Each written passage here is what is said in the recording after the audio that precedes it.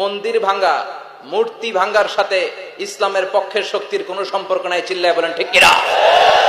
ইসলামের পক্ষের শক্তি মন্দির পাহারা দেয়।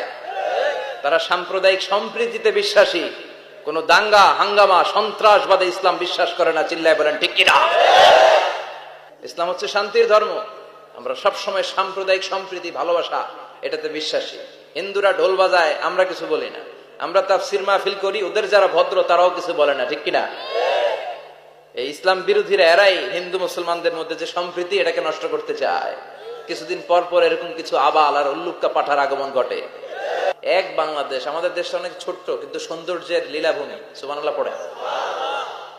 এমন কিছু নাই যে দেয় নাই।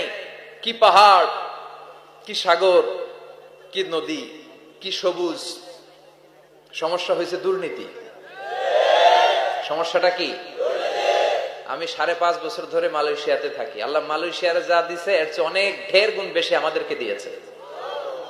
আমাদের দেশের পর্যটন মোটেল, পর্যটন কর্পোরেশন আর ট্যুরিজম যে মিনিস্ট্রি আছে, এটা যদি সুন্দর প্ল্যান করে এই দেশটাকে কাজে লাগাতে পারতো, আমরা ট্যুরিস্টদেরকে জায়গা দিয়ে কুলাতে পারতাম না। আমাদের দেশের ছেলে পেলেরা যেগুলো লেখাপড়া করে না, এগুলো কামলা দিতে যায় বিদেশ।